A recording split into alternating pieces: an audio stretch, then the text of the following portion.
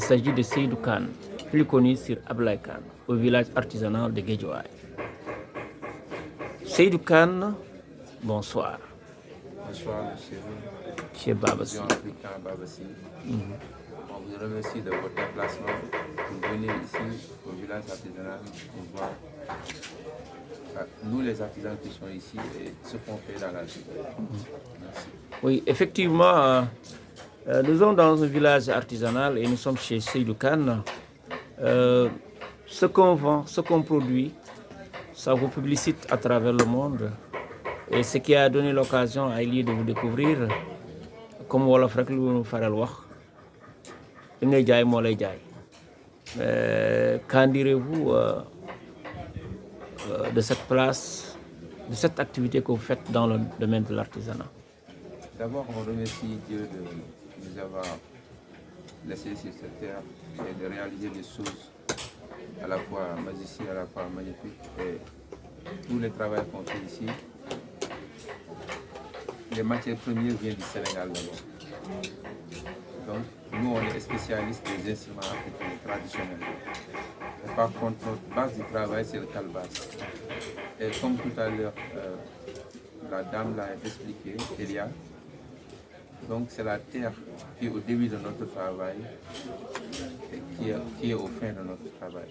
Donc la matière première, chez nous ici, c'est le calebasse, ça représente 90% du travail.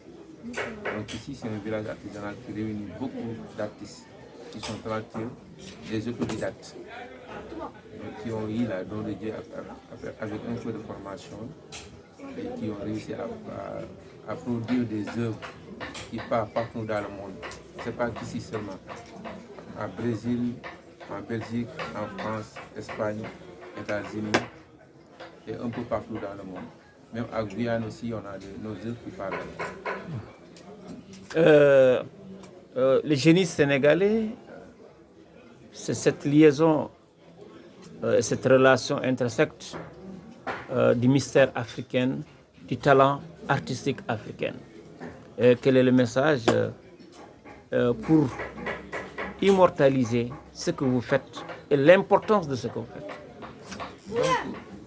Donc, depuis l'eau de temps, presque des milliers d'années avant Jésus-Christ, nous les Africains, nous avons une culture de faire les choses.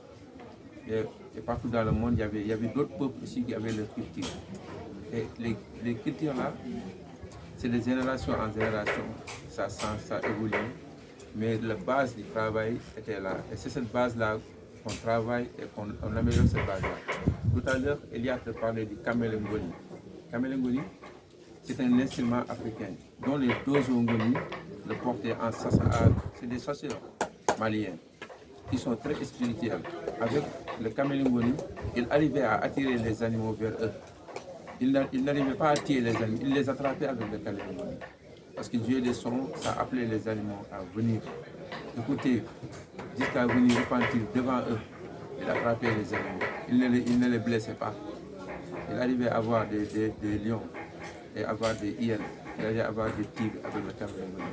Donc c'est un instrument très spirituel. C'est pour cela qu'Elia te dit, quand il joue l'instrument de kamélengoni, c'est comme si son âme s'envole. Il quitte la terre et qu'il part l'au-delà.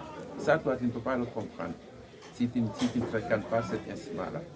Donc c'est pour cela, donc, lorsqu'il a eu un kamélengoni, il y a quelque chose qui lui est apparu. Il a quitté là où il était. Il a pris l'avion, il est venu ici. Il a recherché quelqu'un qui fait le kamélengoni. Et ça correspondait à moi. Et il m'avait vu en vidéo. Et ça aussi, c'est la magie de l'instrument. Et c'est un chemin que Dieu a tracé pour elle, pour qu'elle vienne ici et apprendre. Et aussi, la kamélengoni, c'est un instrument qui soigne les cœurs. C'est comme la kora, la balafon, tu vois, la khalam, la riti, tous ces instruments africains, à la fête sont mystiques et à la fête aussi sont spirituels. Voilà, c'est tellement intéressant. Il nous plonge dans un monde de la philosophie, mais il nous plonge dans un monde de la connaissance des phénomènes et des choses. Pour nous dire qu'il y a des choses cachées que nous ne pouvons pas savoir. et qui a été toujours le soubassement ou bien le socle même du fort africain. Et maintenant,